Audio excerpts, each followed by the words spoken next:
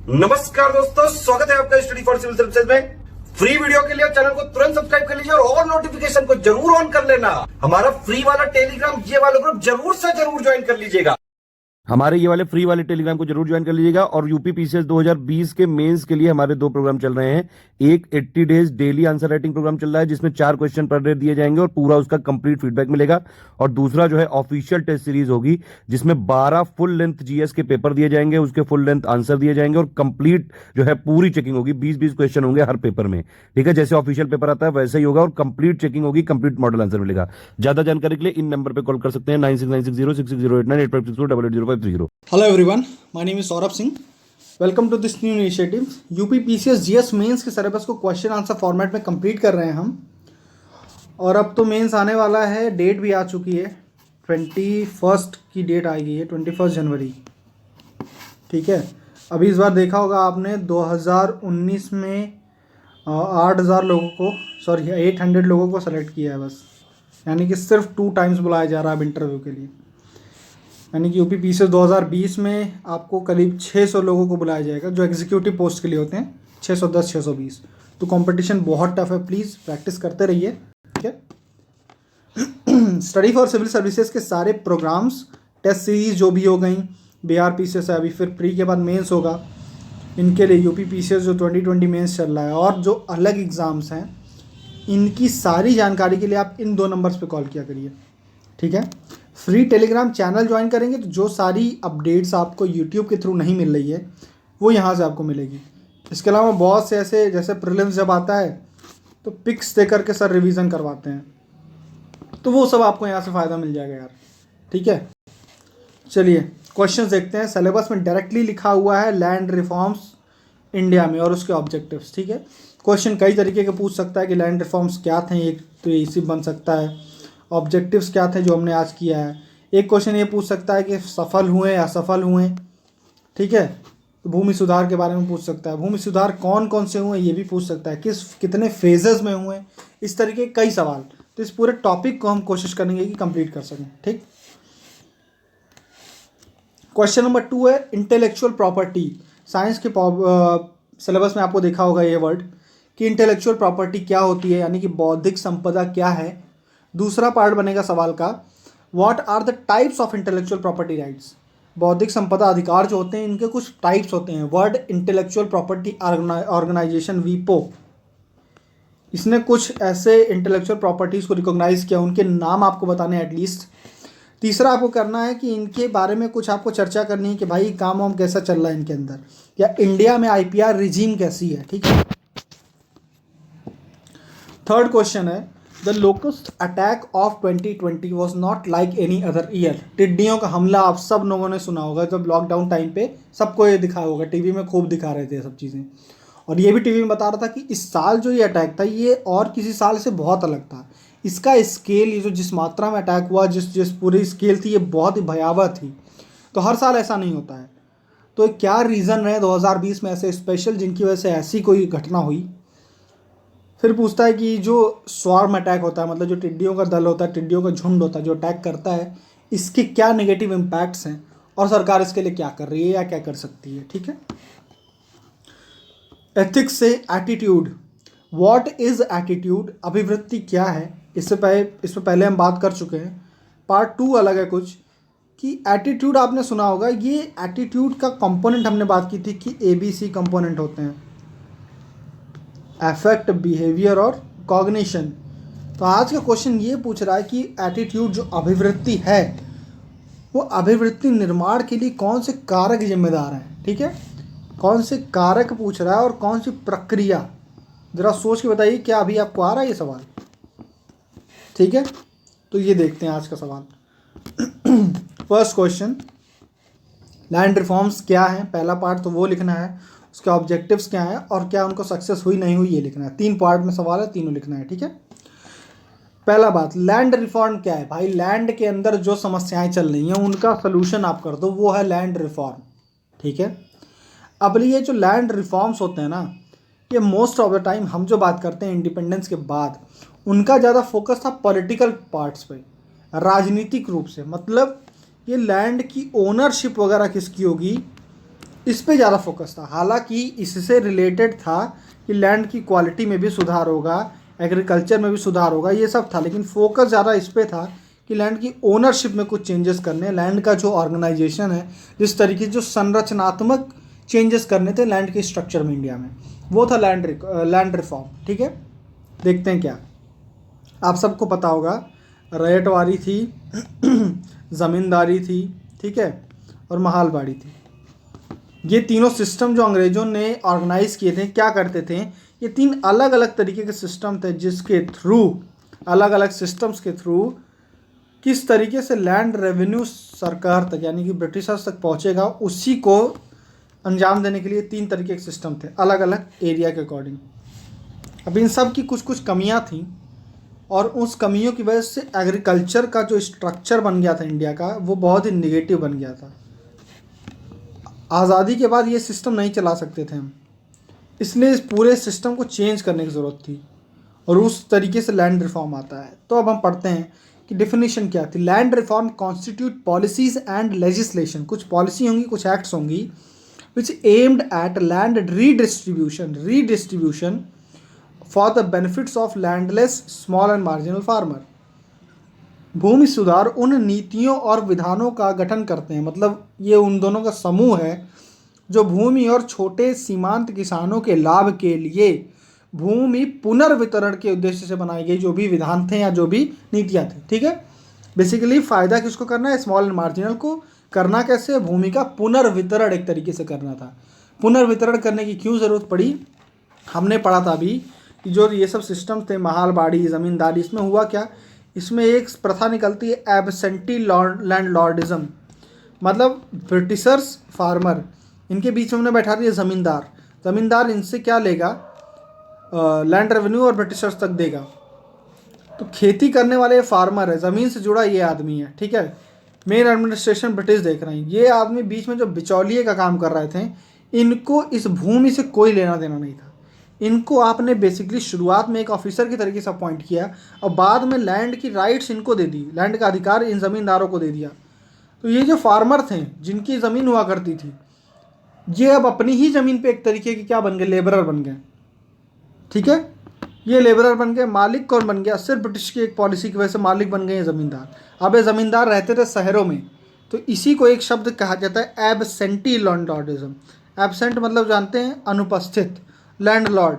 ठीक है, ये रहते हैं शहरों में, इनका काम क्या था, इनके गुंडे वगैरह पाल रखे थे, सारी वो मतलब पुरानी मूवीज़ आपने देखी होंगी, अमरीश पुरी वाली टाइप, वो सब ज़मींदार, सिर्फ एक्सप्लॉयटेशन करना है। फार्मर से आपको क्या लेना है, लैंड रेवेन्यू लेना है, ब्रिटिशर्स को देना है। तो आपका कोई इंटरेस्ट नहीं है एग्रीकल्चर को इम्प्रूव करने में। जैसे अगर मान लीजिए मेरा खेत होता तो मेरे पास ये इंटरेस्ट रहता कि मैं हर साल उस खेत में और लागत लगाऊं, क्योंकि वो जो पैसा वगैरह मिल रहा है उससे मेरी और संपत्ति बढ़ेगी, मेरे को और इंटरेस्ट आएगा उसमें। मुझे अगर पता है कि एज अ फार्मर की ये ज़मीन भी मेरी नहीं है, कब मुझसे ज़मींदार छीन लेगा मुझे नहीं पता, ज़मींदार की इसके ऊपर ओनरशिप है। ठीक है, तो इस केस में फार्मर के पास कोई इंसेंटिव नहीं था, कोई मोटिवेशन नहीं था कि वो इस एग्रीकल्चर में कुछ इंप्रूवमेंट करे। सेम हाल ज़मींदार का था। ज़मींदार को भी पता था कि भाई मैं कुछ ज़मीन में सुधार करूं या ना करूं, मुझको उतने पैसे तो फार्मर से खींच लेने हैं, मार पीट के कैसे भी। तो आप ये देख रहे हो कि एब्सेंटी लैंडलॉर्डिज्म एक तो शुरू हो गया, दूसरा इसकी वजह से इम्प्रूवमेंट ऑफ एग्रीकल्चर पूरी तरीके से बाधित हो गया। तो अब पूरी पिक्चर आपको क्लियर हो रही होगी कि एक दिक्कत क्या हो रही है कि लैंड उनके पास है जिनको एग्रीकल्चर करने में इंटरेस्ट नहीं है, एब्सेंटी लैंडलॉर्डिज्म। दूसरा क्या हो रहा है कि फार्मर्स जो हैं उनके पास इस अधिकार नहीं है, तो टेन्योर वाली समस्या है। ठीक है, तीसरा आप देख रहे हो कि इम्प्रूवमेंट ऑफ एग्रीकल्चर नहीं हो पा रहा है। चौथा, ये भूमि जो थी एक डिवीज़न वाली प्रॉब्लम थी, लैंडलॉर्ड के पास बहुत सारी ज़मीन थी और मैक्सिमम जनता ऐसी थी जिनके पास ज़मीन नहीं थी, मतलब यहाँ पे डिवीज़न की भी समस्या थी। इन सारी चीज़ों के बैकड्रॉप में हम क्या लेके आते हैं, एग्रीकल्चर लैंड रिफॉर्म्स। ठीक है, अब नीड क्या थी ये समझा चुका हूँ अभी। पहला क्या है, भूमि सुधार की आवश्यकता की थी। औपनिवेशिक भूमि संबंधी नीतियों के कारण भूमि का असमान वितरण था। भूमि जो थी, लैंड थी, वो ऐसी पॉलिसीज इन लोगों ने बना रखी थी, लैंड का डिस्ट्रीब्यूशन बहुत ही अनइक्वल था, वो लैंड लॉर्ड वाला और ज़मीन वाला, आपको पता ही होगा। ठीक है, सोशल, पॉलिटिकल और इकोनॉमिक एक्सप्लॉयटेशन ऑफ लैंडलेस लोगों का होता था। अमरीश पुरी और फिर कोई एक मूवी याद रख लो आप, मिथुन मिथुन वाली, उसमें समझ में आ जाएगा कि लैंडलॉर्ड किस तरीके से एक्सप्लॉयटेशन करता था। तीसरा क्या, need for improvement and investment in agriculture. मैंने आपको बताया कि एब्सेंटी लैंडलॉर्डिज्म होता था, मतलब वो जो जमींदार होते थे वो अनुपस्थित होते थे वहाँ पर, इसलिए उनको कृषि के सुधार में कोई मोटिवेशन नहीं था। तो इन चीज़ों के कारण हमको क्या ज़रूरत पड़ी, इसको एग्रीकल्चर को लैंड रिफॉर्म करने की। ठीक है, अब लैंड रिफॉर्म कैसे करना था, 4 तरीके से। पहला, टेनेंसी में सुधार करना था। टेनेंसी मतलब अभी आज की डेट में ओनर कौन हुआ बैठा था, ये लैंडलॉर्ड, और ये आदमी जो फार्मर था ये ज़मीन पे कई सौ साल से खेती तो कर रहा है, लेकिन इसके ऊपर कोई अधिकार नहीं। तो जो टेन्योर वाली व्यवस्था थी ना, सिक्योरिटी ऑफ टेन्योर, कि इस फार्मर को सिक्योरिटी ऑफ टेन्योर रहे, वो उस चीज़ की व्यवस्था शुरू की गई लैंड रिफॉर्म्स के अंदर। पहला कार्य ये था कि उनको कार्यकाल की सुरक्षा दी जाए। दूसरा बात क्या था, एबॉलिशन ऑफ इंटरमीडियरी। ब्रिटिशर्स जा चुके थे, अब कौन था, गवर्नमेंट ऑफ इंडिया और फार्मर, इसके बीच में हमको बिचौलियों की कोई ज़रूरत नहीं है। तो दूसरा काम था कि ज़मींदारी सिस्टम को ख़त्म करना है। ठीक है, तीसरा था ceiling on land holdings. Ceiling मतलब अगर आप एक कोई लिमिट लगा देते हो कि हर आदमी के ऊपर एक लिमिट लगा दो कि कौन आदमी की क्या मैक्सिमम ज़मीन की क्या लिमिट होनी चाहिए, कि किसके पास मैक्सिमम कितनी लैंड हो सकती है, इसकी लिमिट लगाने की कोशिश। और चौथा है कंसोलिडेशन ऑफ लैंड होल्डिंग।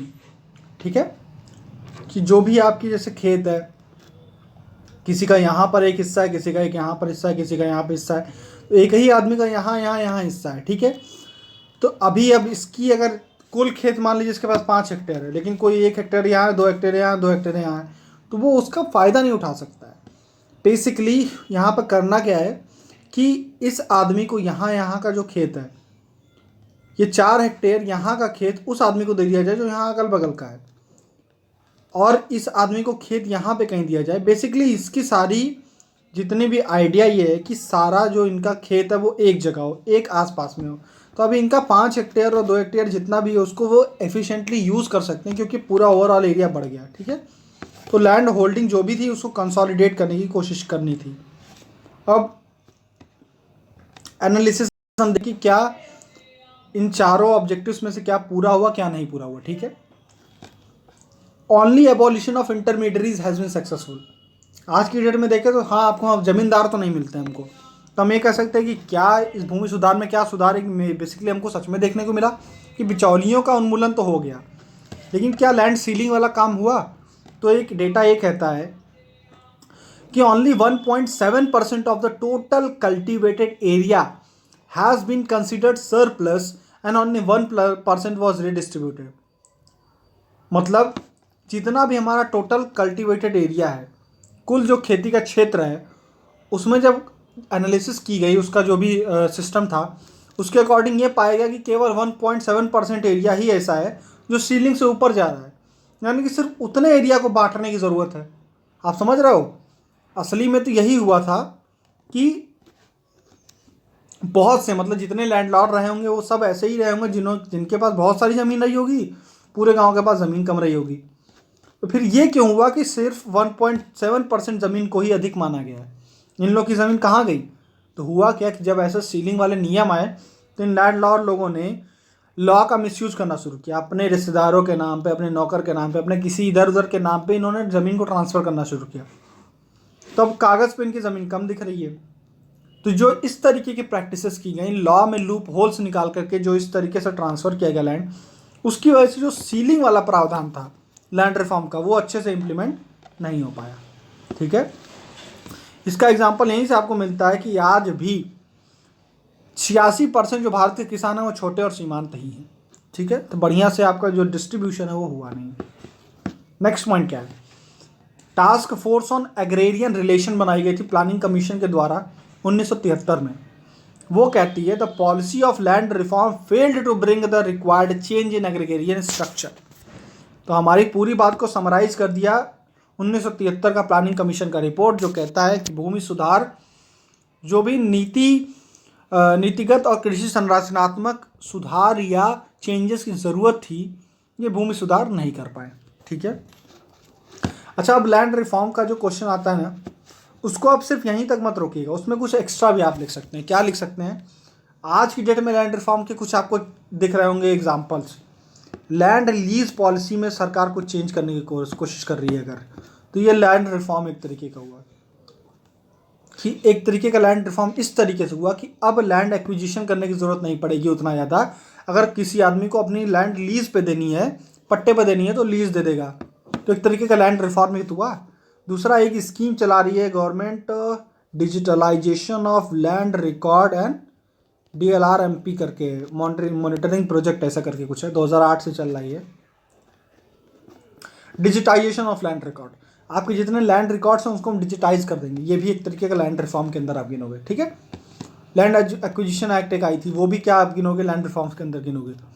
तो इस तरीके से लैंड रिफॉर्म जो है उसको आप प्रेजेंट स्ट्रक्चर भी आप दिखा देना कि क्या है, चल रहा है अभी, ठीक है। इस तरीके से क्वेश्चन थोड़ा सा आपका ज़्यादा डिटेल में रहेगा। एक क्विक रिवीजन, लैंड रिफॉर्म क्या होता है हमने पढ़ा। कुछ ऐसी पॉलिसीज़ हैं जिनका काम, पॉलिसीज और लेजिस्लेशन एक्ट है जिनका काम क्या, लैंड का रीडिस्ट्रीब्यूशन करना। फिर वही लैंड रीडिस्ट्रीब्यूशन करने की ज़रूरत क्यों है, हमने पढ़ा। कॉलोनियल पास्ट ऐसा था हमारा, औपनिवेशिक समय पे भूमि की नीतियाँ जो ऐसी थी जिनकी वजह से कुछ या तो बिचौलिए बन गए यहाँ पर, या फिर आपने ऐसी पॉलिसीज़ क्रिएट कर दी थी जिसकी वजह से लैंड में इम्प्रूवमेंट नहीं हो पा रहा था। तो इन सब की चलते 4 तरीके से चेंजेस शुरू किए। टेनेंसी सुधार, मतलब जिसमें हम उनको एक तरीके का सुनिश्चित करेंगे उनका कार्यकाल इन द सेंस उन्हीं की ज़मीन करवा दो।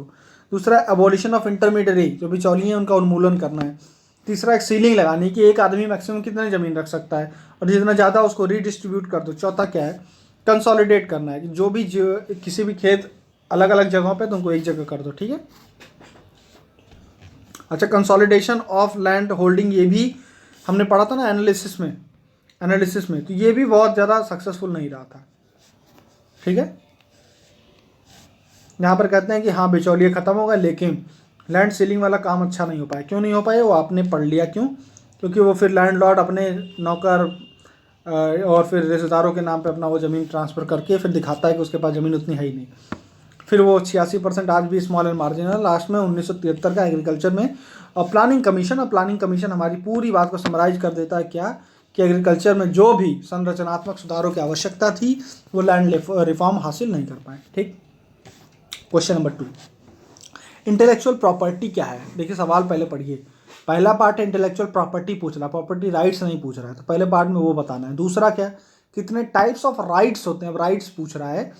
और लास्ट में पूछ रहा है कि इसमें क्या क्या चैलेंजेस हैं वो बताइए आप, मतलब बौद्धिक संपदा क्या है।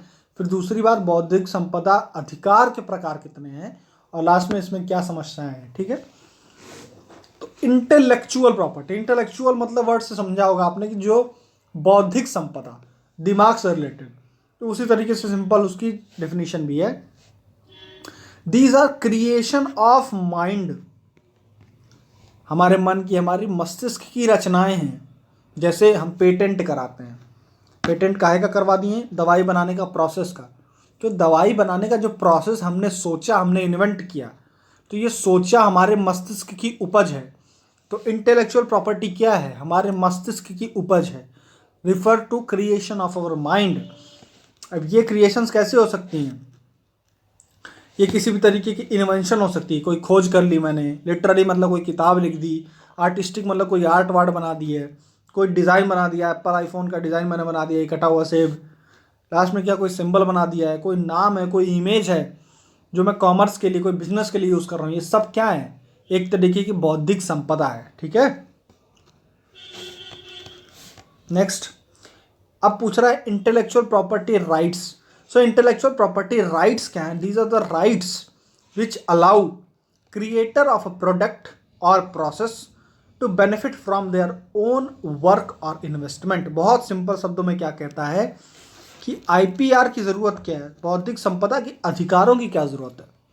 कहता है ये जो अधिकार हैं वो किसी उत्पाद या प्रक्रिया के रचनाकारों को, जिन्होंने उसको बनाया है, उनको अपने काम में लगे हुए निवेश से लाभान्वित होने का मौका देता है। दवा बनाने में उसने कई 100 करोड़ रुपए खर्च किए, तो अब उसका अधिकार होना चाहिए ना कि भाई पहले उसका पैसा निकाल ले। हर आदमी अगर बिजनेस मोटिव से वो काम कर रहा है, क्योंकि बिजनेस मोटिव से काम कर रहा है तो उसको प्रॉफिट कमाना है, तो उसकी जो ये प्रोसेस है या उसका जो प्रोडक्ट है उसको आपको किसी तरीके की प्रोटेक्शन देनी पड़ेगी। और इस प्रोटेक्शन को हम कहते हैं इंटेलेक्चुअल प्रॉपर्टी राइट्स। ठीक, ये अलग अलग तरीके के हो सकते हैं। आपने बुक खरीदी होगी, बुक के पीछे लिखा होगा कॉपी राइट्स इसके पीछे हैं, ठीक है। आप कहीं और देखोगे तो कोई पेटेंट है, ठीक है। तो ये सब चीज़ें क्या इंटेलेक्चुअल प्रॉपर्टीज़ है। अभी हम आगे और पढ़ेंगे डिटेल में। Article 27 of universal declarations of human rights वो कहता है आईपीआर को प्रोटेक्शन के बारे में बात करता है। मतलब एक तरीके का ह्यूमन राइट्स को, ह्यूमन राइट्स के इक्विवेलेंट के समकक्ष माना गया है इसको। किसको? इंटेलेक्चुअल प्रॉपर्टी राइट्स को। ह्यूमन की ग्रोथ के लिए बहुत इंपॉर्टेंट है। देखिए सिर्फ ये बिजनेस मोटिव नहीं है, किसी का बिजनेस मोटिव दुनिया के लिए परोपकार भी हो सकता है। अरे किसी ने बिजनेस मोटिव से ही मानते हैं वैक्सीन निकाली है, लेकिन कोविड से सुरक्षा तो दे रही है ना वो। अब वो सरकारों का काम है कि उसको सब्सिडाइज रेट पे आप तक पहुंचाए या जो भी करे, लेकिन किसी का बिजनेस मोटिव आप गलत नहीं मान सकते। अगर आप इसको प्रोटेक्शन नहीं दोगे तो मे भी कोई कंपनी सामने आए ही ना इतना बड़ा इन्वेस्टमेंट करने के लिए वैक्सीन के लिए। तो इसलिए आईपीआर बहुत ज़रूरी हो जाता है और इसीलिए इसको ह्यूमन राइट्स के इक्विवेलेंट भी माना गया है, ठीक है। टाइप्स कितने हैं? वीपो, वर्ल्ड इंटेलेक्चुअल प्रॉपर्टी ऑर्गेनाइजेशन, ठीक है। कितने टाइप्स माने हैं? पहला आप जो सबको पता होगा कॉपीराइट। कोई भी किताब उठा के देख लो, उसके पीछे आपको मिल जाएगा कि कॉपीराइट। दूसरा पेटेंट, पेटेंट करवाते हैं हम। तीसरा ट्रेडमार्क। चौथा इंडस्ट्रियल डिज़ाइन। पांचवा सबको पता है ये ज्योग्राफिकल इंडिकेशन, भौगोलिक संकेत। लास्ट में ट्रेड सीक्रेट्स, व्यापार से रिलेटेड जो सीक्रेट्स हैं। और लास्ट में plant protection, plant variety protection. जो प्लांट वगैरह की वैरायटीज़ वगैरह जो लोग इन्वेंट कर रहे हैं उनको भी तो कुछ प्रोटेक्शन मिलना चाहिए, जैसे सीड बना दिया नया। तो ये सब चीज़ के लिए पीवीपी है, ठीक है। यहाँ पर क्वेश्चन में सिर्फ नाम पूछा था तो मैंने लिख दिया। बहुत चांसेस है कि आपसे एग्जाम में एक पेटेंट पे सवाल आ जाए कि भाई पहला क्वेश्चन पूछ दे कि इंटेलेक्चुअल प्रॉपर्टी क्या होती है, दूसरा फिर पेटेंट के बारे में पार्ट हो, या फिर पेटेंट पूछ दे क्या होती है, इंडिया में कौन सी एक्ट से ये गवर्न होती है, और फिर तीसरा पॉइंट ये पूछ दे कि भारत में पेटेंट से रिलेटेड आपको क्या समस्याएं देखने को मिल रही हैं। पेटेंट पूछ सकता है और जोग्राफिकल इंडिकेशन बहुत ज़्यादा न्यूज़ में रहा था इसलिए पूछ सकता है। जोग्राफिकल इंडिकेशन क्यों न्यूज़ में था? यहाँ पे इंडिकेशन की स्पेलिंग गलत हो गई यार। भौगोलिक संकेत, बासमती वाला सुना होगा आपने। मध्य प्रदेश बासमती के लिए जीआई मांग रहा है। एक्चुअली जीआई क्या होता है आपको पता ही होगा कि जोग्राफिकल इंडिकेशन जो जैसे मान लीजिए बासमती है या रसगुल्ला है, तो रसगुल्ला हमको पता है बंगाल को अगर दे दिया उन लोगों ने, ठीक है। तो जोग्राफिकल इंडिकेशन ये बताता है कि वो जो प्रोडक्ट है वो उस पर्टिकुलर जोग्राफिकल लोकेशन का बना हुआ है और उसमें वो प्रोसेस यूज हुआ है जिसके लिए वो जाना जाता है, ठीक है। बासमती को नॉर्थ इंडिया के कई स्टेट्स, एमपी को छोड़ करके शायद यूपी को और भी कई स्टेट्स हैं जिनको दिया गया है। एमपी को नहीं दिया गया था बासमती के लिए, तो एमपी भी इसके लिए जोग्राफिकल इंडिकेशन मांग रही है। खास बात यह है कि बासमती के लिए पाकिस्तान भी जीआई मांग रहा है कि पाकिस्तान को भी जीआई मिल जाना चाहिए बासमती का। तो ये एक इशू चल रहा है अभी, ठीक है। पेटेंट वाला भी हम आगे देखते हैं। इसमें कुछ कुछ आप एक्ट याद रख सकते हो। कॉपीराइट एक्ट जैसे 1957 की है, हाँ। पेटेंट है 1970 की एक्ट है। ट्रेडमार्क मुझे याद नहीं आ रहा है। जोग्राफिकल इंडिकेशन 99 की है, 1999 की है, ठीक है। ये कुछ एक्ट याद रख सकते हैं आप। ये 2001 की है।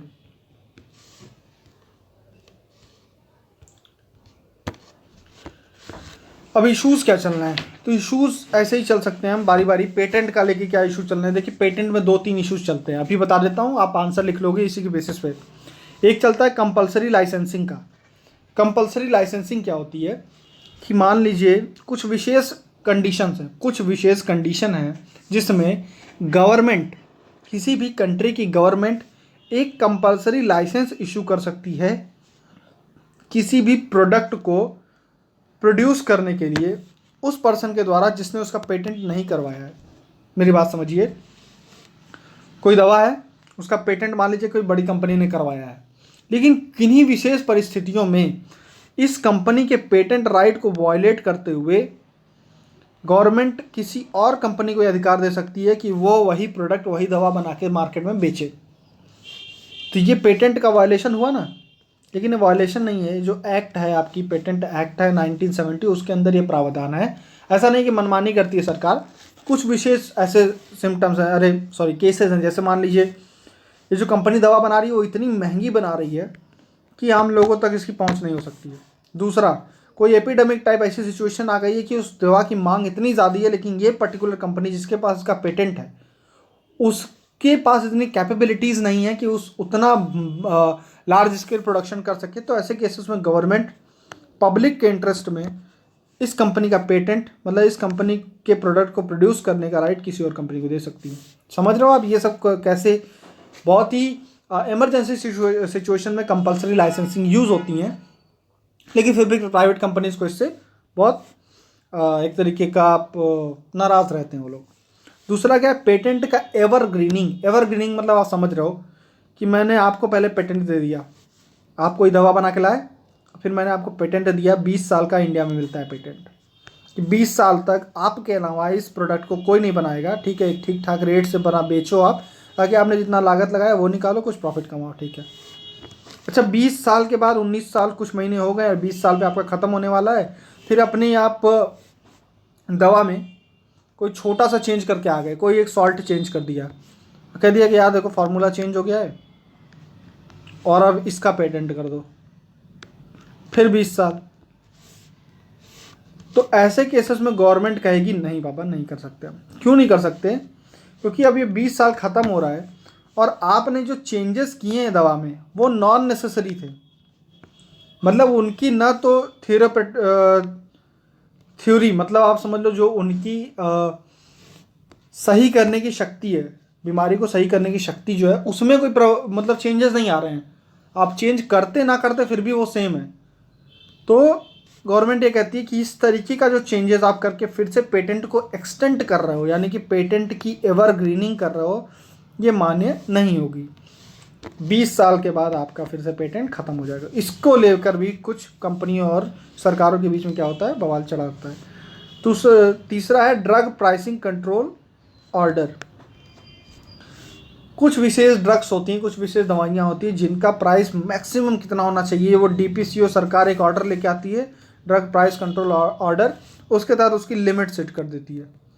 अब कंपनियों को इससे भी समस्या है, भाई हमने पेटेंट ले रखा है, हम अपने मन से बेचेंगे, इसमें क्यों आप बार बार घुस रहे हो। ठीक है, ये हो गया। जोग्राफिकल इंडिकेशन की हमारी बात हो चुकी है कि हम बोल रहे हैं कि कॉन्फ्लिक्ट है बासमती को लेकर के, पाकिस्तान, मध्य प्रदेश और ये वाला चल रहा है। रसगुल्ला को लेकर के भी शायद वेस्ट बंगाल और आसाम के बीच में चल रहा है कि रसगुल्ला किसको मिलना चाहिए, रसोगुल्ला बोलते हैं वो। ठीक है, और ऐसे कई सारे प्रोडक्ट्स हैं। बेसिकली होता क्या है कि जीआई अगर किसी को मिल जाता है, जैसे बीकानेरी भुजिया है, फिर उस चीज़ का यार अलग ही वो रहता है, मतलब एक तरीके का ट्रस्ट होता है लोगों को कि ठीक है जीआई वाला सामान खरीद रहे हैं।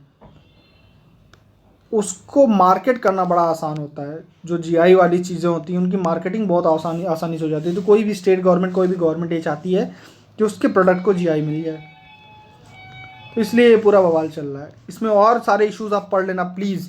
दोनों में से कोई एक पूछ सकता है, पेटेंट पूछ सकता है या ये जोग्राफिकल इंडिकेशन इस साल पूछ सकता है आपसे अलग से, या तो जैसे मैंने बताया एक बड़ा क्वेश्चन बनेगा या छोटा, एक इन दोनों पे अलग अलग बन सकता है। ठीक है, तीसरा एक और क्वेश्चन है पेटेंट वाले पॉइंट में, एक और पॉइंट आप लिख सकते हो ड्रग प्राइस के अलावा। देखिए हमारी कुछ ट्रेडिशनल नॉलेज होती हैं, जैसे कोविड आया तो मैक्सिमम लोग अपने ही घर में काढ़ा वाड़ा बना के पीने लग गए। ठीक है, फिर दूध और दूध में फिर हल्दी डाल के रात में पीने लग गए। ये सब जो आपकी ट्रेडिशनल नॉलेज है, आपको कोई बैक्टीरियल इन्फेक्शन होता है तो फिर नीम ले आते हैं, हम नीम जला के वहाँ पर कुछ देर छोड़ देंगे, या फिर नीम से पानी बॉयल करके नीम वाले पानी से नहाते हैं। हल्दी का तो आपको बता दिया मैंने, तुलसी के बारे में बता दिया। तो ये आप ट्रेडिशनल, मतलब पारंपरिक रूप से आपके पास कुछ नॉलेज आपकी सोसाइटी की। कई बार होता क्या है, कंपनियां इसको यूज़ करके कोई दवा वगैरह बना दी कि आपके टूथपेस्ट में नमक है, ऐसा करके कुछ बेच रहे हो, या फिर हल्दी वाला, या ऐसा ऐसा करके, या कोई प्रोडक्ट ही बना दिया। तो या अब हल्दी की मेडिसिनल प्रॉपर्टी पे आप पेटेंट वगैरह करने लग गए। तो हुआ क्या, ऐसा कई बार हुआ कि जो फॉरेन कंपनीज हैं उन लोगों ने इंडिया की ट्रेडिशनल नॉलेज को इस तरीके से एक्सप्लॉइट करने की कोशिश की, और ये भी एक तरीके का इंटेलेक्चुअल प्रॉपर्टी राइट की चोरी करते हैं। आईपीआर इसको क्या कहोगे आप, पायरेसी कहते हो। ठीक है, या बायो पायरेसी कहते हैं इसको, ये होती है। इसके लिए गवर्नमेंट ले आके आई क्या, TKDL। अभी आगे पढ़ेंगे क्या होता है ये। अभी इन चीज़ से बचने के लिए गवर्नमेंट ऑफ इंडिया लेके आई ट्रेडिशनल नॉलेज डिजिटल लाइब्रेरी, कि ट्रेडिशनल नॉलेज का एक तरीके से लाइब्रेरी बनाओ, यहाँ पे पूरी नॉलेज को एक जगह संकलित किया जाएगा, और अगर कोई कंपनी इस तरीके की इस नॉलेज को पेटेंट कराने की कोशिश करती है तो इंडिया गवर्नमेंट ऑफ इंडिया इसके खिलाफ मूव करेगी। ठीक है। लास्ट में एक पॉइंट ये है कि कई कंट्रीज अपोज करती हैं या एक तरीके का लांछन लगाती है इंडिया के ऊपर, कि इंडिया का जो IPR का सिस्टम है ना, हम दूसरे कंट्रीज़ के या दूसरे प्रोडक्ट्स के, फॉरेन कंपनीज़ के इंटेलेक्चुअल प्रॉपर्टी की इज्जत नहीं करते हैं, इसलिए वो एक रैंकिंग वैंकिंग लेके आते हैं हमको डिमोटिवेट करने के लिए हर साल। तो इस साल भी लेके आगे भाई इंटरनेशनल इंटेलेक्चुअल प्रॉपर्टी इंडेक्स 2019 लेके आए, जिसमें कहता है कि इंडिया की 50 में से 40वीं रैंक है। मतलब बहुत बुरी हालत है। US निकालता है, GIPC करके एक बॉडी है इनकी, ग्लोबल इंटेलेक्चुअल प्रॉपर्टी सेंटर है शायद, हाँ, तो ये निकालता है ये इंटेलेक्चुअल प्रॉपर्टी इंडेक्स, और ये कहता है कि भाई 50 में से 40वीं रैंक है हमारी। बहुत बुरी हालत है। अपने यहाँ IPR का सिस्टम तुम सुधारो, ये बस वही प्रेशर बनाने की कोशिश है, लेकिन है तो इशू ना IPR का, तो ये पॉइंट हमारा बनता है। फिर से एक छोटा सा रिवीजन तुरंत। हमने पढ़ा इंटेलेक्चुअल प्रॉपर्टी क्या है। इंटेलेक्चुअल मतलब दिमाग से जुड़ी हुई प्रॉपर्टी, यानी कि जो भी आपकी क्रिएशन ऑफ माइंड है, मन की या बौद्धिक जो संपदा, मतलब क्या है, जो आपके मन की उपज है, दिमाग की उपज है, वो है। ठीक है। इसके क्या क्या मतलब पार्ट्स हैं वो आपने देख लिया। राइट्स क्या हैं, राइट्स ये हैं कि आपने जो इन्वेस्टमेंट वगैरह की है किसी भी प्रोडक्ट या प्रोसेस को बनाने के लिए, हम उसको प्रोटेक्ट करेंगे ताकि आपको उसका बेनिफिट मिल पाए, इसलिए हम इंटेलेक्चुअल प्रॉपर्टी राइट्स आपको दे रहे हैं। Universal declaration of human rights के आर्टिकल 27 में इसके बारे में बात की गई है। कितने टाइप्स होते हैं ये हमने बात की, इनकी कुछ एक्ट वगैरह देखें। कॉपीराइट 1957, ट्रेडमार्क देखा, इंडस्ट्रियल डिज़ाइन याद नहीं मेरे को, पेटेंट 1970, जोग्राफिकल इंडिकेशन 1999 है। ठीक है, ये 2001 है शायद। ये हो गया इशू, हमने देख लिया पेटेंट। पेटेंट में क्या क्या इशू है, क्या कंपलसरी लाइसेंस आप दे रहे हो, दूसरा क्या कर रहे हो, ड्रग का प्राइस बता दे रहे हो यार, इससे अधिक नहीं खर्चा कर सकते हो आप। दूसरा क्या, पेटेंट की एवरग्रीनिंग कौन कर रहा है, कंपनियां करना चाह रही हैं, उसको आप रोक दे रहे हो नियम कानून बना करके, ये हो गया। दूसरा क्या, जोग्राफिकल इंडिकेशन, बासमती वाला बताया, रसोगोल्ला बताया। ठीक है। लास्ट में क्या, IPR में हमने पढ़ा ट्रेडिशनल नॉलेज ऑफ इंडिया, हल्दी वल्दी का एग्जाम्पल लिखना है, और इससे बचने के लिए इंडिया ने क्या बनाया, TKDL, traditional knowledge depository library. ठीक है, सॉरी डिजिटल लाइब्रेरी। फिर हमने पढ़ा कि GIPC द्वारा जो इंटेलेक्चुअल प्रॉपर्टी इंडेक्स आता है उसमें हमारी रैंक है 40-50 में से। क्वेश्चन नंबर 3,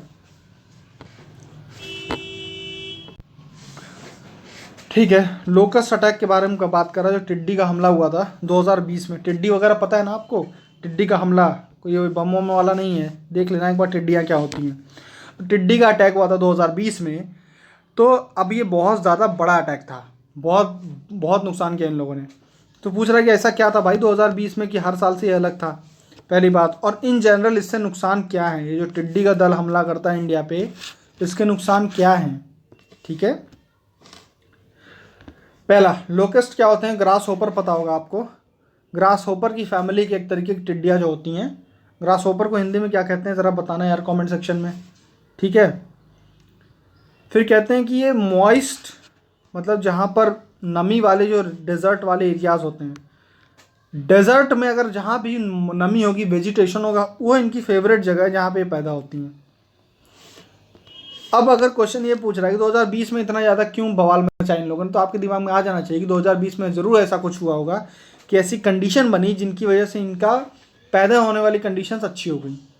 तो क्या हुआ 2020 में, अच्छा हाँ, ये हॉर्न ऑफ अफ्रीका आपने पढ़ा है ना, ये वाला, यहाँ पे सोमालिया है, और ये ज़्यादा कंट्रीज़ बताइए ज़रा कौन कौन सी हैं हॉर्न ऑफ अफ्रीका में। 4 कंट्रीज़ हैं शायद, तो 4 कंट्रीज़ के नाम बताइएगा कौन सी कंट्रीज़ हॉर्न ऑफ अफ्रीका में गिनी जाती हैं। तो हॉर्न ऑफ अफ्रीका वाला जो एरिया वहाँ पर ये यूजुअली पैदा होती हैं और फिर इधर पाकिस्तान और इंडिया की तरफ मूव करती हैं।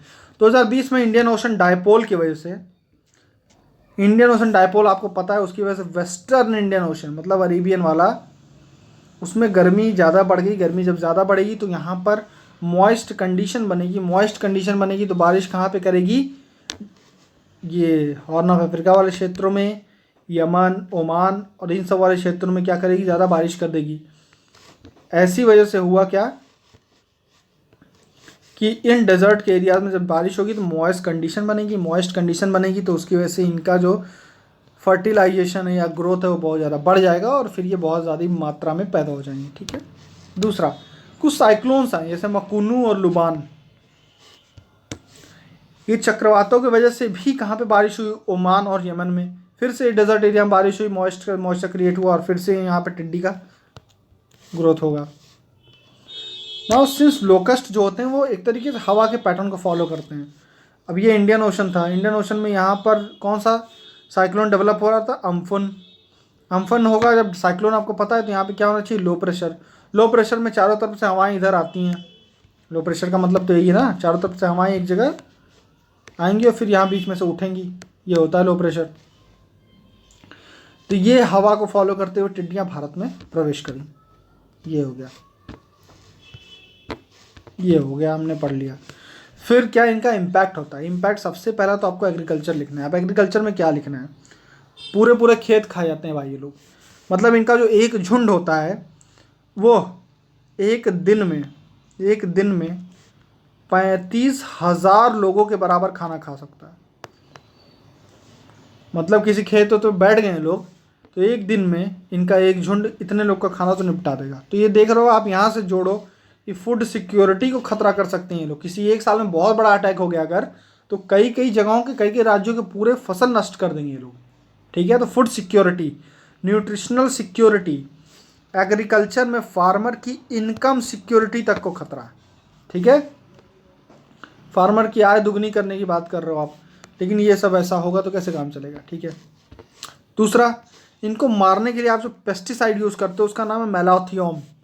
अब ये मेलाथियम पेस्टिसाइड है, इतने ज़्यादा मात्रा में, एक तो फसल तैयार है उस पर आप ये सब छिड़क रहे हो, तो उसकी जो अलग नुकसान है, तो उसके फिर आप इन्वायरमेंटल, हेल्थ, ये वाले पॉइंट सब जोड़ के लिख सकते हैं। पेस्टिसाइड का फिर वो पॉइंट लिखो, बायो मैग्निफिकेशन लिखो, बायो एक्यूमुलेशन लिखो, है ना, पॉइंट बनाने आता है आप लोग को। तीसरा क्या, एक झुंड है, एयरपोर्ट के अगल बगल घूम रहा है, तो फिर एयर ट्रैवल जो है ना उसको ये लोग बहुत खतरा कर देते हैं। ठीक। इंटर स्टेट कोऑर्डिनेशन की कमी देखने को मिली है यार, हर राज्य में ऐसे आ रहा है, तो हर राज्यों में इंटर स्टेट, हर राज्य का आपस में कोऑर्डिनेशन अच्छा नहीं था। ठीक। इस साल ये देखने को मिला। और सबसे बड़ी बात, पैंडेमिक के टाइम पे आए तो आप जो पैंडेमिक के जितने निगेटिव इम्पैक्ट हैं ह्यूमंस के ऊपर, उसको इसने एक तरीके से बढ़ा ही दिया। खाना पीना की स्थिति और ख़राब कर दी, फार्मर को और नुकसान कर दिया। तो समझ रहे हो आप, ये हो गया। क्या किया सरकार ने, मैंने बताया कि भाई इनकम को और नुकसान हुआ तो फार्मर्स को एनडीआरएफ का जो फंड होता है, नेशनल डिजास्टर रिस्पांस फोर्स में जो फंड है, उस फंड के तहत आपको पता है कि कॉम्पनसेशन दिया जाता है किसी भी डिजास्टर में। तो वो डिजास्टर के तहत इनको फंड में, और एनडीआरएफ के तहत डिजास्टर इसको मान करके एक फंड देना शुरू किया गया। एक लोकस्ट वार्निंग ऑर्गेनाइजेशन बना दी गई, टिड्डी चेतावनी संगठन बनाया गया कृषि मंत्रालय के अंदर।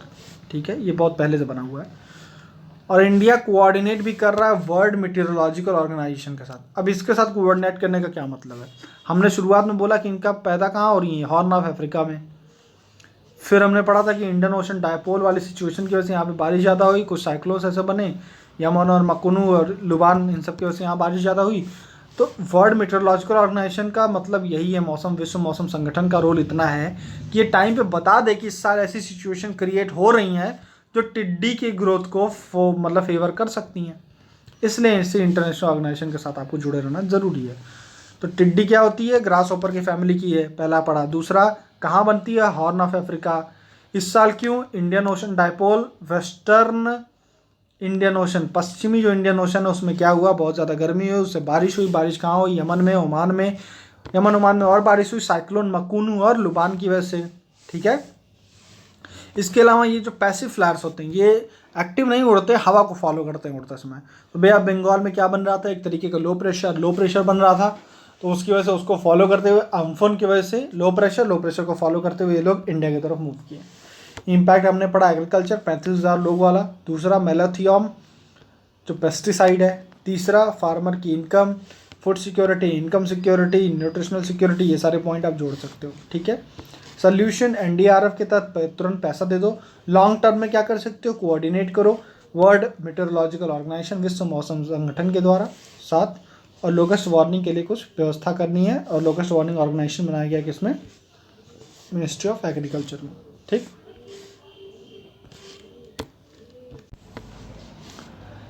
लास्ट क्वेश्चन है, what is attitude, explain the process and factors, process और फैक्टर्स जिनकी वजह से आपका या समाज में किसी का भी एटीट्यूड फॉर्म होता है।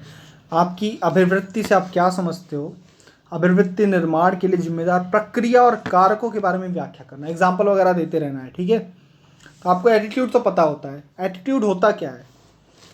एटीट्यूड इज अ लर्नड, बहुत इंपॉर्टेंट डेफिनेशन, ध्यान से देखिए, learned predisposition to react in favourable या unfavourable way towards an object.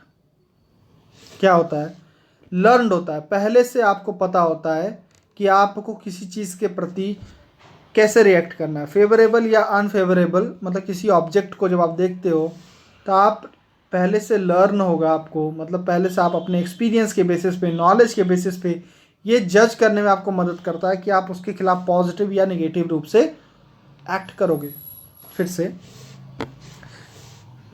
किसी दी गई ऑब्जेक्ट या जो भी मतलब स्टिमुलस है उसके खिलाफ अनुकूल या प्रतिकूल तरीके से आपकी प्रक्रिया होगी, यह डिसाइड करेगा आपका पूर्व में सीखा हुआ पूर्व स्वाभाविक तरीके का होता है ये एटीट्यूड, ठीक है। जैसे you give me any food, जो मुझको पसंद हो, तो अब यहाँ पे ऑब्जेक्ट क्या है, एक फूड है जो मुझको बहुत पसंद है, तो मेरा लर्नड मतलब पहले से मेरे को पता है, एक्सपीरियंस के बेसिस पे मुझको क्या है कि ये फीलिंग है मेरे अंदर कि ये खाना मेरे को बहुत पसंद है। जैसे ये चीज़ मेरे सामने आई तो मैं इसके सामने क्या करूँगा, फेवरेबल रिस्पॉन्स करूँगा। तो ये मैं पहले से लर्न है मेरे अंदर, यानी कि मेरे अंदर पहले से एक्सपीरियंस है इसका। दूसरा, ये मुझको हेल्प कर रहा है जज करने में कि मैं इसके खिलाफ अच्छा पॉजिटिव रिस्पॉन्स दूंगा या निगेटिव, यानी कि इस ऑब्जेक्ट के खिलाफ, ठीक है। यहीं कोई सांप स्नेक होता तो अब भाई मेरा क्या रिस्पॉन्स होता है, भागो, क्योंकि मुझे पहले से अपने एक्सपीरियंसेस की वजह से या अपनी नॉलेज की वजह से पता है कि सांप इस खतरनाक, ओके। अब it's made up of 3 components. आपको पता है, पहले हम पढ़ चुके हैं इसके बारे में कि भावनात्मक होता है, संज्ञानात्मक होता है, व्यवहार मतलब बिहेवियर। 3 कंपोनेंट जिसको हम ABC पढ़ते हैं, ये होते हैं एटीट्यूड के कंपोनेंट। अफेक्ट मतलब इमोशन वाला पार्ट, कि आप इमोशनली किसी चीज़ से जुड़े होते हो, पॉजिटिवली भी जुड़े हो सकते हो, निगेटिवली भी जुड़े हो सकते हो। कोई आपके साथ बहुत बुरा व्यवहार कर दिया है तो आपका इमोशन उसके प्रति क्या हो गया, बहुत बुरा हो गया है। अब उसके साथ वो ऑब्जेक्ट यानी कि वो पर्सन जब आपके सामने आएगा तो अब आपका एटीट्यूड हेल्प करेगा आपको जज करने में कि इसके खिलाफ पॉजिटिव रिस्पॉन्स देना है निगेटिव। तो लोग कहते हैं ना, बेटा बाद में बदला लेंगे तुमसे, तो बाद में बदला कैसे लेंगे आप, क्योंकि आपका जो इफेक्ट है, आपका इमोशन है उसके प्रति, वो बहुत निगेटिव हो चुका है। तो आपको जब वो आदमी दिखेगा तो आपका रिस्पॉन्स उसके प्रति क्या होगा, निगेटिव होगा। दैट इज़ बदला। आपका व्यवहार जो होगा वो निगेटिव होगा, यानी कि आपका बिहेवियर जो होगा वो कैसा निकलेगा, निगेटिव। तो ये हो गया इफेक्ट यानी कि भावनात्मक। संज्ञानात्मक मतलब नॉलेज कैसे डिटरमाइन करता है कि आपका एटीट्यूड कैसा होगा किसी चीज़ के प्रति। हमेशा एटीट्यूड किसी चीज़ के प्रति होता है, ठीक है। तो नॉलेज यानी कि कॉग्निशन। सिगरेट वाला देते हैं यार, हमेशा ये एग्जांपल देते हैं सब लोग कि स्मोकिंग वाला, अगर आपको पता हो गया कि स्मोकिंग, वो मुकेश का एग्जांपल आपने देखा होगा ना, मुकेश हराने हर मूवी के पहले दिखाता है। मुकेश हराने आपको दिखाता है कि 22 साल का लड़का था, स्मोकिंग करने की वजह से शायद डेथ हो गई। तो ऐसे केस में आपको एक नॉलेज मिला, आपको एक इन्फॉर्मेशन मिला, क्या मिला कि smoking is injurious to health. अब आपका बिहेवियर, मैंने बताया कि एटीट्यूड मतलब अब आपके सामने वो ऑब्जेक्ट क्या है यहाँ हुई, सिगरेट। जब आपके सामने ये सिगरेट आएगी तो अब आपका बिहेवियर निगेटिव होगा। क्यों निगेटिव होगा, यानी कि आप इससे दूर भागोगे। क्यों भागोगे, क्योंकि आपका नॉलेज मतलब आपका वो ऐड जो टीवी में आया था उसने बता दिया, आपको नॉलेज दे दिया कि cigarette is injurious to health, जान भी जा सकती है। लास्ट है बिहेवियर। आपका इफेक्ट, आपका इमोशन, आपका नॉलेज आपको हेल्प करता है कि आप बिहेव कैसे करोगे, यानी कि आपका एटीट्यूड प्रदर्शित होता है किस चीज़ के थ्रू, आपके बिहेवियर के थ्रू। अरे मैं सिगरेट के प्रति, मैंने बताया कि ऑब्जेक्ट क्या होता है हमेशा, जैसे इस केस में सिगरेट था, और हमेशा ऑब्जेक्ट के प्रति हमारा एटीट्यूड बनता है, अभिवृत्ति। तो इस ऑब्जेक्ट के प्रति मेरा जो एटीट्यूड है मैं शो कैसे करूँगा। मैंने मान लिया कि मुझे सिगरेट छोड़नी है, ठीक है, कैसे छोड़ूंगा, कैसे, बिहेवियर, यानी कि आपका एटीट्यूड बिहेवियर से प्रदर्शित होगा, ये मैं कहना चाह रहा हूँ। तो आप इस तरीके से समराइज कर सकते हो कि एटीट्यूड क्या है, सॉरी बिहेवियर क्या है, व्यवहार जो है वो आपका, वो आपके दृष्टिकोण या आपकी अभिवृत्ति का प्रतिबिंब है, उसी को एक तरीके से वो प्रदर्शित करता है लोगों के सामने। लेकिन बहुत बार ऐसा भी होगा जब आपका जो रियल एटीट्यूड है और बिहेवियर है उसमें समानता नहीं मिलेगी आपको। मतलब आपका एटीट्यूड कुछ और है लेकिन आपने बिहेव इस तरीके से किया कि आप अपने एटीट्यूड को शो नहीं करोगे। वो देखिए कैसे होता है। इसी वाले एग्जांपल में आप ले लो कि कई लोग को पता है, मैक्सिमम लोग मूवी भी देख के हैं, सबको पता है कि मुकेश हराने की कंडीशन, कैंसर और ये सब, तो नॉलेज है और आपका एटीट्यूड भी निगेटिव बन चुका है सिगरेट के प्रति, लेकिन फिर भी अगर कोई आदमी स्मोक कर रहा है तो आप क्या बोलोगे कि यहाँ पे उसका एटीट्यूड तो निगेटिव था लेकिन बिहेवियर उसके आसपास दिख रहा है, नहीं। तो ये भी कंडीशन आप बोलोगे कि हमेशा ज़रूरी नहीं है कि जो आपका एटीट्यूड हो वो रियल में बिहेवियर में दिखाई भी दे। और भी एग्जाम्पल से हम समझेंगे, ठीक है। ये हो गया। क्वेश्चन 2 पूछ रहा है, पार्ट 2 है इसका, कि क्या फैक्टर हैं जो रिस्पॉन्सिबल हैं एटीट्यूड के फॉर्मेशन में। अब आपका एटीट्यूड बना कैसे, ज़रा सोचो यार। ज़िंदगी भर ऐसा क्या क्या हुआ कि आज की डेट में आप किसी चीज़ के प्रति फेवरेबल या इनफेवरेबल डिसीजन लेने की मतलब ले सकते हो। किसी चीज़ को देख करके आपको कैसे पता चलता है कि यार ये मतलब इससे तो मन खिन्न हो चुका है और इससे लिए तो हाँ बहुत मज़ा आएगा, ऐसा टाइप कुछ। मतलब पॉजिटिव या निगेटिव किसी चीज़ को लेकर के कैसे सोचते हो। तो बड़ा सिंपल है यार, या तो आपका एक्सपीरियंस कुछ ऐसा रहा होगा, उससे सीख गए होगे, खुद आपने कहीं से नॉलेज पढ़ी होगी, कहीं से देखा होगा, उसके अपने इंफॉर्मेशन, नॉलेज, प्रोसेसिंग खुद से देख के समझ के कुछ कंक्लूजन निकाला होगा, ठीक है। घर वाले समझाए होंगे, ठीक है, स्कूल में गए होंगे, टीचर होगा, रिलीजन समझा रहा होगा कुछ आपको, बाकी न्यूज़ मीडिया वाले आपको समझाते ही रहते हैं दिन रात। वो DNA आपने देखा ही होगा, है ना, बैठ के पढ़ाते हैं भाई साहब। तो इस तरीके से डिफरेंट तरीके से आपका एटीट्यूड फॉर्मेशन होगा। इसको हम थोड़ा लॉजिकल तरीके से पढ़ते हैं। कैसे? पहला होगा सोशलाइजेशन। जब आपका समाजीकरण होता है ना, उसमें ही आपको कई बार ये बता दिया जा सकता है, बताया जाता है कि क्या पॉजिटिव और क्या निगेटिव है ना। जैसे आपकी लाइफ में अगर आप एनालाइज करो तो आज की डेट में आप कई चीज़ों को लेकर के जो आपका एटीट्यूड है, मतलब किसी एक विशेष जाति को लेकर के आपका जो एटीट्यूड है, वो मे भी उस समय ही बना हो जब आपने परिवार में आप बहुत जब छोटे रहे होंगे, तो मे भी आपका एक्सपीरियंस ऐसा रहा होगा कि आपने देखा होगा कि किसी एक विशेष जाति के लिए कुछ लोग अलग बर्तन रख रहे हैं या उनके साथ भेदभाव कर रहे हैं, तो आपको ये नॉलेज मिला होगा। हमने पढ़ा है एटीट्यूड में ABC होता है, तो ये कॉग्निशन यानी कि आपको ये नॉलेज मिल गया किस तरीके का डिस्क्रिमिनेशन कर रहा है परिवार। यानी कि उस समय आप डिस्क्रिमिनेशन नहीं समझोगे, उस समय आप समझोगे कि ये कोई इन्फॉर्मेशन है और उसके बेसिस पे हो सकता है कि आपका भी एटीट्यूड उस पर्टिकुलर ग्रुप के प्रति निगेटिव बन जाए, कि आप भी देखो उन लोगों को तो ऐसा करो। इसके इतर पॉजिटिव भी बन सकता है कि आपने शुरुआत से जहाँ पे रहे हो, जिस परिवार में रहे हो, उस सोशलाइजेशन में इस तरीके से रहा है कि वहाँ मेन और वीमेन इक्वल हैं, मतलब वहाँ पे माता का भी उतना ही सम्मान है जितना पिताजी का है। तो आपका जो एटीट्यूड इस रिलेशन के प्रति रहेगा। यहाँ ऑब्जेक्ट क्या हो गया, माता पिता, इनके प्रति आपका भी एटीट्यूड पॉजिटिव होगा। इनफैक्ट जितनी औरतें आप अपनी लाइफ में देखेंगे उनके प्रति आपका एटीट्यूड क्या होगा, पॉजिटिव होगा। तो किस तरीके से समाजीकरण इंपॉर्टेंट है वो मैं बता रहा हूँ, ठीक है। समाजीकरण में और भी जो चीज़ें आती है, जैसे स्कूल आता है आपका, वो आपको कुछ पॉजिटिव वैल्यू सिखाएगा। तो ABC याद रखना है भाई। तो कॉग्निशन यानी कि इंफॉर्मेशन के थ्रू, अफेक्ट मतलब कुछ इमोशन, कुछ एक्सपीरियंसेस, इनके बेसिस पे आप अपना एटीट्यूड फॉर्म करोगे और उस तरीके का बिहेवियर शुरू करोगे। पहला हो गया समाजीकरण। दूसरा क्लासिकल कंडीशनिंग। क्लासिकल कंडीशनिंग एक पैवलॉव, एक रिसर्चर थे या एक साइंटिस्ट, जो भी आप कह लो, इनको साइकोलॉजिस्ट थे बेसिकली। उन्होंने एक एक्सपेरिमेंट किया था कि एक डॉग लिया था, एक बेल ली थी और एक फूड लिया था। करते क्या था कि डॉग एक बेल बजाते थे और फिर डॉग जब मान लो पहले शुरुआती लेवल पे तो ध्यान नहीं देगा, लेकिन बाद में इन्होंने क्या किया कि बेल बजाओ, डॉग जैसे ही इनकी तरफ ध्यान दे उसको खाना दे दो। तो कुछ समय बाद डॉग को ये समझ में आया कि किसी न किसी तरीके से बेल और फूड रिलेटेड है, ठीक है। जब बेल बजती है तो फूड तो मिलता है भाई, इस तरीके से उसने एक पैटर्न बना लिया अपनी लाइफ में और वो इस चीज़ को सीख गया, मतलब एक तरीके का रिलेशन इस्टेब्लिश करके। तो किसी ऑब्जेक्ट और बिहेवियर, बेसिकली होता क्या था, जब वो बेल बजाते थे तो फूड उसको देते थे। तो फूड जब भी जानवर को देखो तो सलाइवा निकलता है ना, मतलब लार, जो उसके मुंह से लार निकलती है, लार टपकना जो आप कहते हो, ठीक है।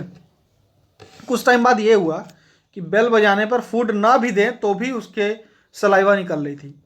तो उन्होंने ये कंक्लूजन निकाला कि कोई एक ऑब्जेक्ट के प्रति एक बिहेवियर बन सकता है, ठीक है। कोई एक ह्यूमन, कोई जानवर एक तरीके से ऑब्जेक्ट के प्रति बिहेवियर को अडॉप्ट करेगा किसी पर्टिकुलर कंडीशन में। जैसे यहाँ पे कंडीशन क्या थी, बेल बजते ही उसके मुंह में अब धीरे धीरे सलाइवा बनने लग गया, भले वहाँ पे खाना हो चाहे ना हो। तो बेसिकली हमारा आइडिया क्या है, एटीट्यूड से कैसे जुड़ेंगे। यहाँ पे आपको दिख रहा है कि किसी ऑब्जेक्ट और बिहेवियर को जोड़ने की कोशिश की जा रही है। जब वो ऑब्जेक्ट आपके सामने आएगा, बिहेवियर आपका वैसा हो जाएगा। अब ये वैसे ही है, एक एग्जाम्पल आपको पता है कि रिपीटेड बिहेवियर अगर आपके सामने कुछ ऐसा किया जाए तो आप उस तरीके से उसको सीख लेते हो, ठीक है। जैसे वही है कि अगर बार बार उसने घर में अपने कास्ट वास्ट के बेसिस पे या फीमेल के प्रति, वुमेन के प्रति डिस्क्रिमिनेशन देखा है, तो वो रिपीटेड बिहेवियर की वजह से बहुत सारे चांसेस है कि उसके अंदर भी वुमेन के प्रति नेगेटिव एटीट्यूड बन जाएगा, ठीक है। तो ये देख लिया। तीसरा क्या है,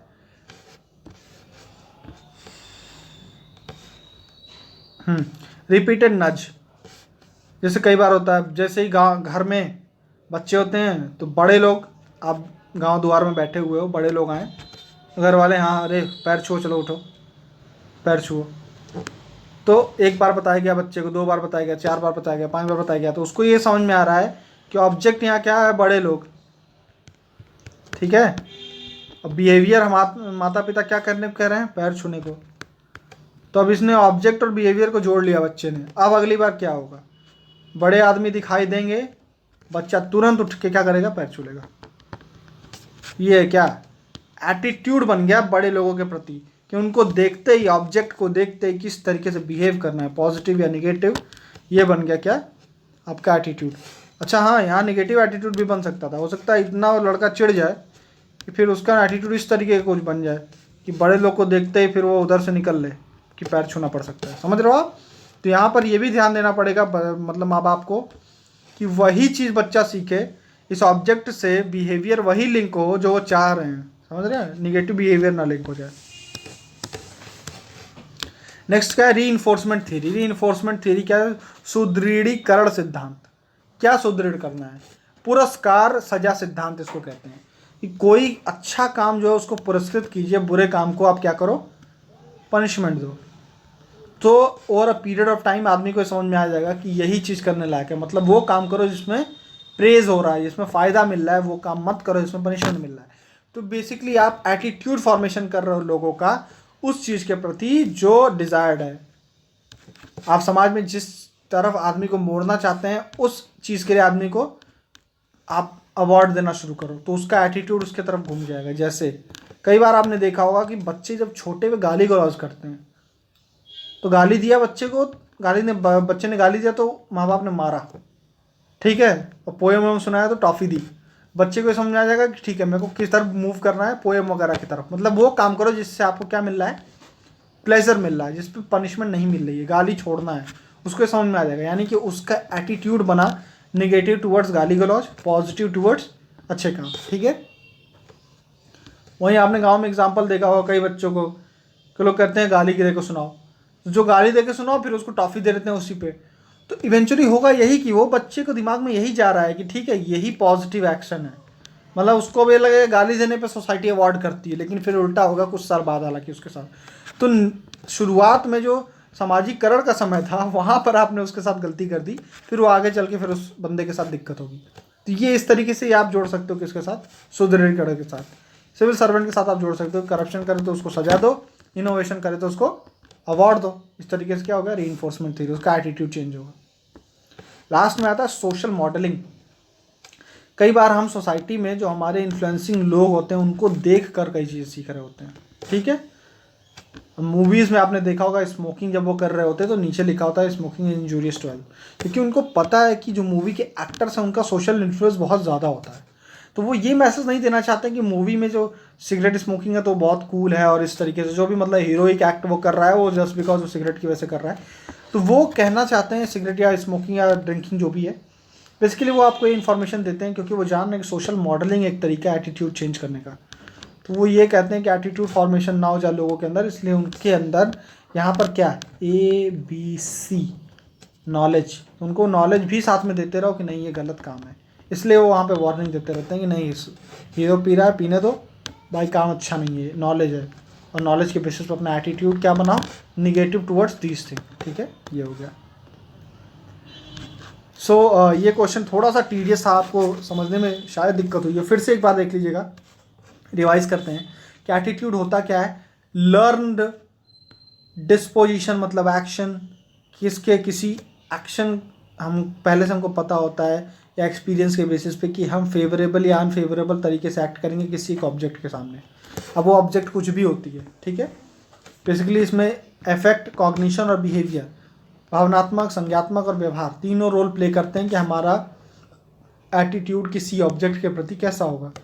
फिर हमने पढ़ा कि ज़रूरी नहीं है, अच्छा हाँ, most of the time behaviour जो होता है आपका वो आपके एटीट्यूड को, आपकी अभिवृत्ति को क्या करता है, प्रतिबिंबित करता है, लेकिन मोस्ट ऑफ द टाइम करता है, हमेशा नहीं करता है। हमने स्मोकिंग वाला एग्जांपल दिया कि मुकेश के बारे में सबको पता है लेकिन फिर भी कुछ लोग क्या कर रहे हैं, स्मोक कर रहे हैं। नेक्स्ट हमने पढ़ा कैसे होगा, हमने पढ़ा कि भाई सोशलाइजेशन मतलब सामाजिकरण जो भी तरीके हैं उनके तरीके से हमको क्या मिलता है, पहले एटीट्यूड हमारा फॉर्मेशन होता है। दूसरा classical conditioning, dog, bell, food, saliva, इससे जोड़ करना है, ठीक है। लास्ट में क्या पढ़ा, डिस्क्रिमिनेशन के बारे में पढ़ा, नज के बारे में पढ़ा, माता पिता ठोकते रहते हैं क्या, पैर छू, ठीक है।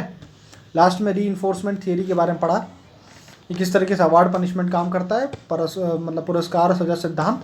फिर हमने पढ़ा सिविल सर्वेंट में कैसे यूज़ करना, सोशल मॉडलिंग कि लोग देखकर भी प्रभावित होते हैं। तो ठीक है, आज के लिए इतना ही। Thank you so much.